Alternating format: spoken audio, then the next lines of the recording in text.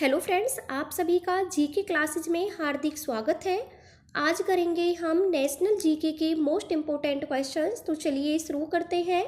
पहला क्वेश्चन है, विजयनगर साम्राज्य की स्थापना कब हुई थी? तो ये हुई थी 14वीं सदी में। 14वीं शताब्दी में विजयनगर साम्राज्य की स्थापना हुई थी। और कब हुई थी? 1336 में। 1336 ईस्वी में विजयनगर साम्राज्य की स्थापना की थी। दो भाई थे जिनका नाम था हरिहर और बुक्का। हरिहर और बुक्का ने क्या की थी? विजयनगर साम्राज्य की स्थापना की थी।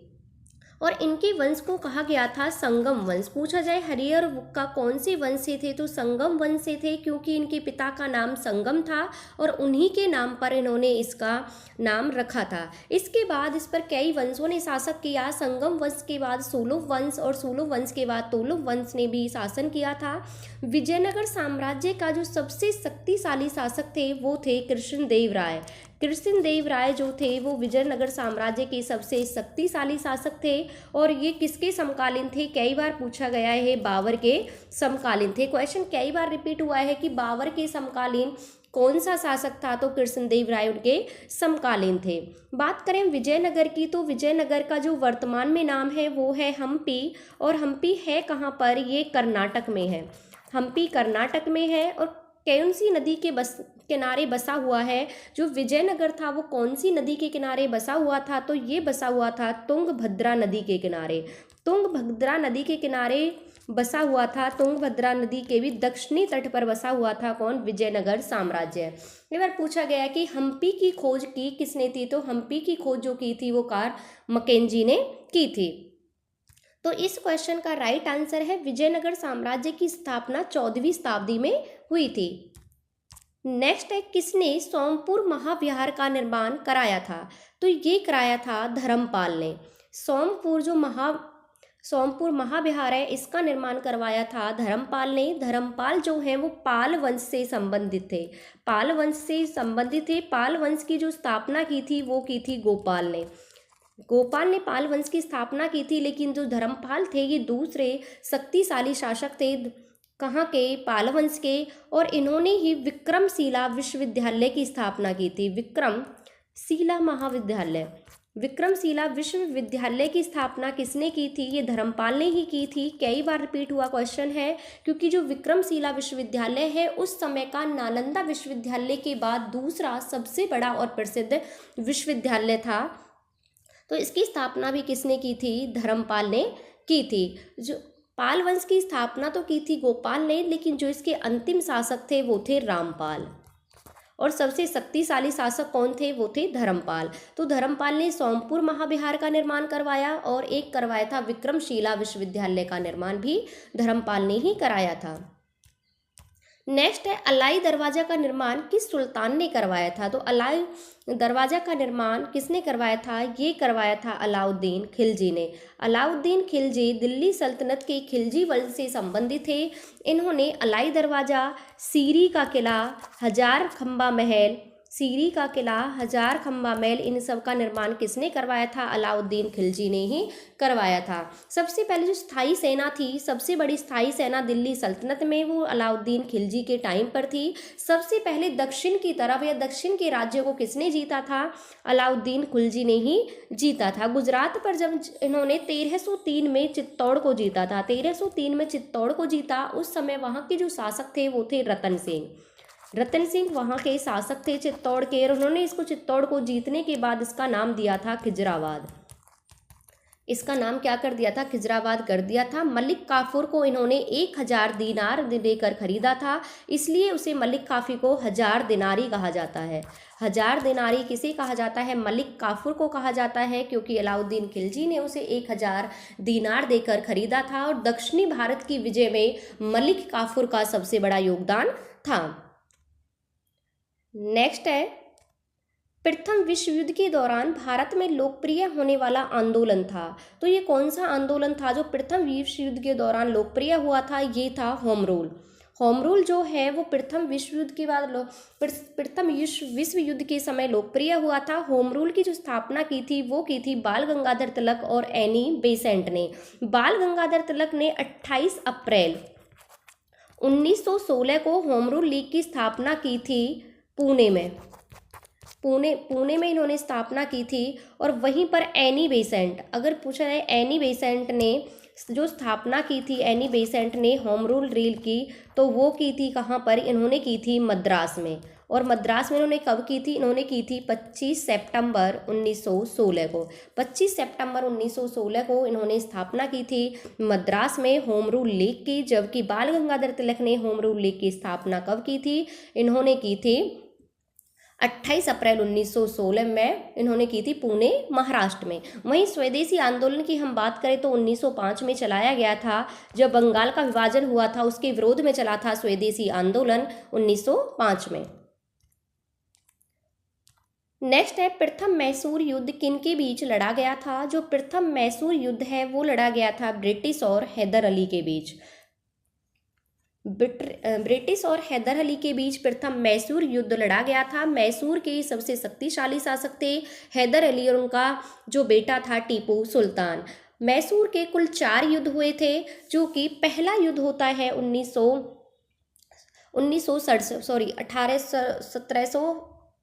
1767 में पहला युद्ध होता है।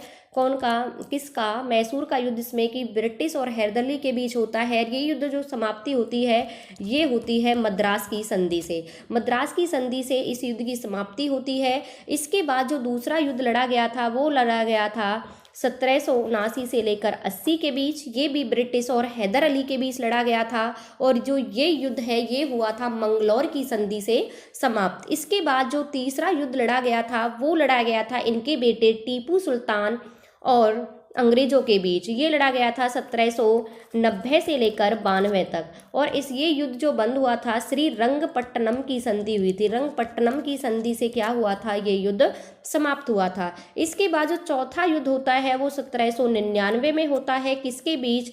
ब्रिटिश और टीपू सुल्तान के बीच। इसमें क्या होता है? इसमें टीपू सुल्तान जो है, टीपू सुल्तान इस युद्ध में क्या हो जाता है? मारा जाता है। और यहीं पर समाप्त हो जाती है क्या? मैसूर की कहानी। और इस पर अधिकार हो जाता है मैसूर पर किसका? अंग्रेजों का अधिकार हो जाता है। और वो वाड्यार के शासक को इसका मैसूर को सौंप देते हैं। तो मैसूर में कुल कितने युद्ध हुए थे? 4 युद्ध हुए थे। पहला 1767 से 79 के बीच हुआ। दूसरा 1779 से 80 के बीच हुआ। और तीसरा 1790 से 92 के बीच हुआ।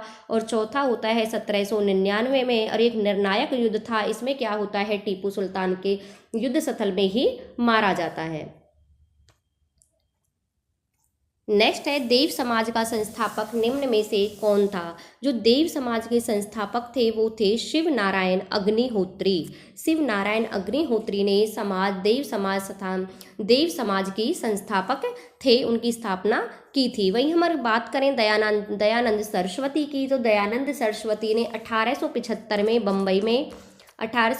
में बम्बई में आर्य समाज की स्थापना की थी। किसने?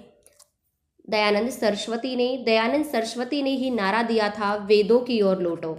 वेदों की ओर लौटो का नारा किसने दिया? ये दिया था दयानंद सरस्वती ने। इनका जो बचपन का नाम था वो क्या था? वो था मूल शंकर। वहीं पर रामकृष्ण परमहंस की बात करें तो ये स्वामी विवेकानंद के कौन थे? गुरु थे रामकृष्ण परमहंस। नेक्स्ट है भारत की संविधान सभा किसके कहने पर बनाई गई थी? ये बनाई गई थी कैबिनेट मिशन। कैबिनेट मिशन आया था 1946 में। और इसका उद्देश्य था भारत में संविधान सभा का निर्माण करना। ये उसका मुख्य उद्देश्य था। लेकिन अगर हम दूसरी तरफ बात करें तो इसका एक गुप्त उद्देश्य भी था कि भारत का बंटवारा करना। इसमें जो थे कैबिनेट मिशन में वो 3 मेंबर थे जिनका नाम था V Alexander, Stafford Cripps, Pethick Lawrence. जो पैंथिक लॉरेंस थे वो के थे? वो भारत के सचिव बनकर आए थे पैंथिक लॉरेंस क्या थे? ये थे सचिव। और वहीं हम बात करें स्टैनफोर्ड क्रिप्स जो थे ये व्यापार बोर्ड के क्या थे? अध्यक्ष थे। वहीं एपी अलेक्जेंडर जो थे वो नौसेना मंत्री थे। अगर पूछा जाए क्या कौन से पद पर थे तो ये क्या थे? ये नौसेना मंत्री थे। तो कैबिनेट मिशन कब आया था? 1946 में आया था। और इसी के के आधार पर भारत में संविधान सभा का निर्माण किया गया था, जिसने आकर हमारे संविधान को बनाया था। इस पर जो प्रतिनिधि चुने गए थे वो जनता द्वारा अप्रत्यक्ष रूप से चुने गए थे और 10 लाख की आबादी पर एक प्रतिनिधि को चुना गया था। वहीं बेवल प्लान की बात करें तो बेवल प्लान 1945 में आया था। क्रिप्स जो मिशन था वो 1942 में आया था। अगस्त प्रस्ताव जो है वो 1940 में लाया गया था, अगस्त प्रस्ताव। नेक्स्ट है, अब तक भारत की संविधान की उद्देशिका में कितनी बार संशोधन किया जा चुका है? ये किया गया है 1 बार।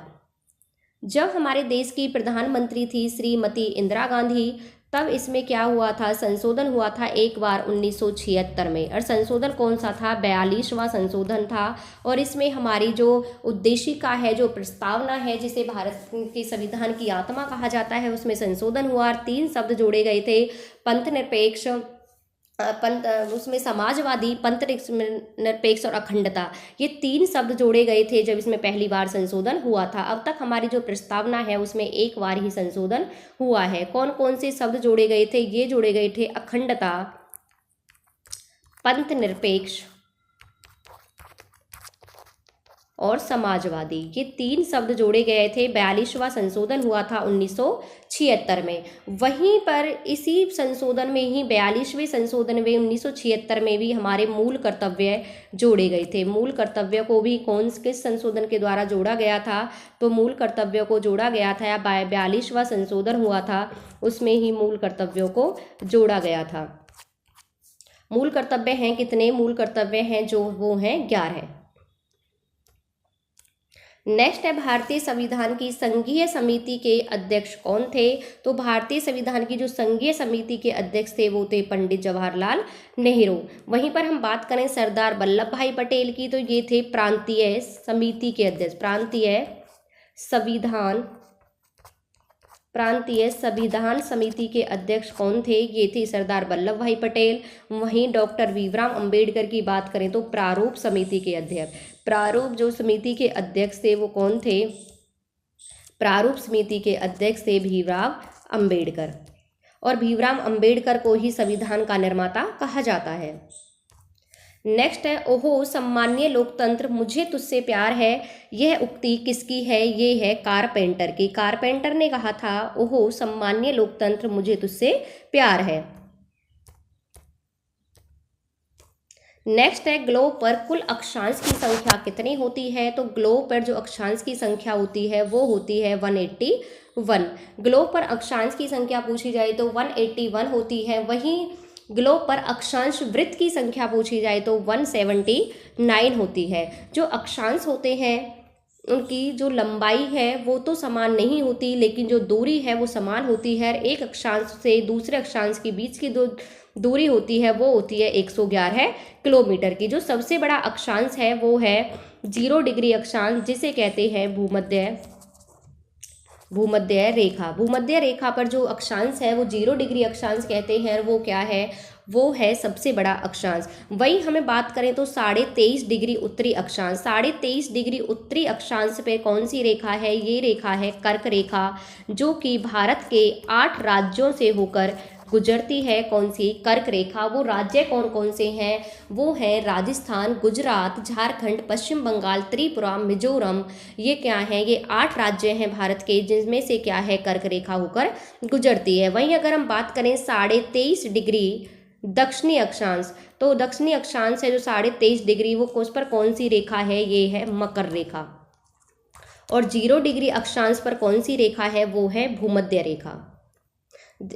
तो अक्षांश की संख्या कितनी है? ये है 181। वहीं हम देशांतर की बात करें तो देशांतर कितने हैं? वो हैं 360। नेक्स्ट है, पूर्वी तटीय मैदान का एक अन्य नाम क्या है? जो पूर्वी तटीय मैदान है उसका अन्य नाम क्या है? ये है कोरोमंडल तटीय मैदान। जो भारत है हमारा, उसके 9 राज्य हैं जो कि समुद्र को छूते हैं। तो कौन कौन से राज्य हैं? 5 तो हैं इधर पश्चिमी तट पर और 4 राज्य हैं इधर पूर्वी तट पर, जिनकी सीमा समुद्र से या किसी खाड़ी से लगती है। यहाँ पर कौन कौन से हैं? यहाँ पर आ जाता है सबसे पहले गुजरात, फिर महाराष्ट्र, फिर है गोवा, फिर है कर्नाटक और फिर है केरल।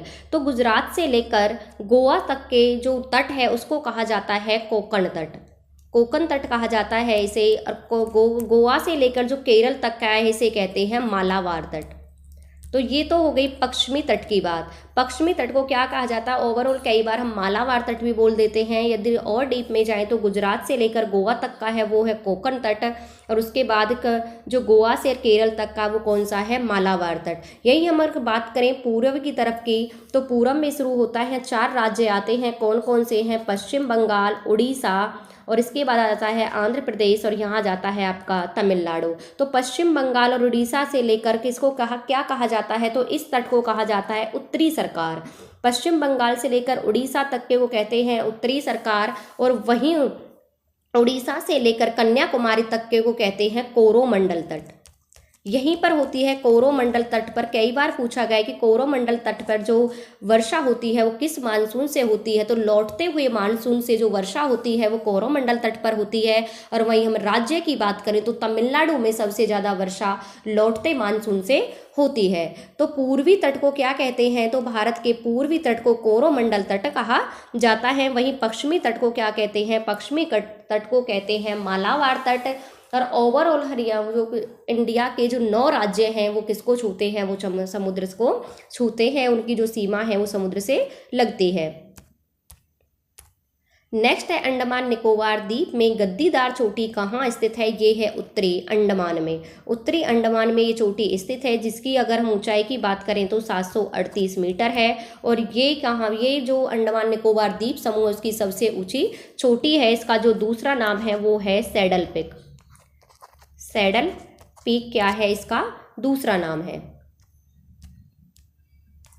नेक्स्ट है कौन सी विश्व की सर्वाधिक गहरी झील है? तो ये है बैकाल झील, जो विश्व की सर्वाधिक गहरी झील है। ये कहाँ पर है? ये है रूस में। वही हमें टिटिकाका झील की बात करें तो कहाँ पर है? ये है बोलिविया में। बोलिविया में है टिटिकाका झील, जो कि सबसे ऊंची झील है। वहीं हम विक्टोरिया झील की बात करें तो ये युगांडा, केन्या और तंजानिया तीनों में फैली हुई है। कौन सी झील? विक्टोरिया झील। नाथुला दर्रा किस राज्य में स्थित है? जो नाथुला दर्रा है वो सिक्किम राज्य में स्थित है। इसके बाद अगर हम बात करें अरुणाचल प्रदेश की, तो अरुणाचल प्रदेश में है यांगयाप, बोमडिला और दीफू। दीफू दर्रा कहाँ पर है? ये है अरुणाचल प्रदेश में। बोमडिला, दीफू और यांगयाप ये अरुणाचल प्रदेश के हैं। वहीं हम हिमाचल प्रदेश की बात करें तो रोहतांग, कौन सा? सिपकिला दर्रा। सिपकिला जो दर्रा है वो कहाँ पर है? सिपकिला और रोहतांग ये दर्रे कहाँ पर हैं? सिपकिला और रोहतांग दर्रे कहाँ पर हैं? ये हैं हिमाचल प्रदेश में। जम्मू कश्मीर में बनिहाल दर्रा, बुर्जिल दर्रा, जोजिला दर्रा ये कहाँ पर हैं? ये हैं जम्मू कश्मीर में। तो जो नाथुला दर्रा है ये कहाँ पर है? ये है सिक्किम में। तो ये थे आज के कुछ इंपॉर्टेंट क्वेश्चंस। आपको क्लास कैसी लगी कमेंट बॉक्स में कमेंट करके जरूर बताना। पढ़ते रहना, आगे बढ़ते रहना। मिलते हैं नेक्स्ट क्लास में। Thank you.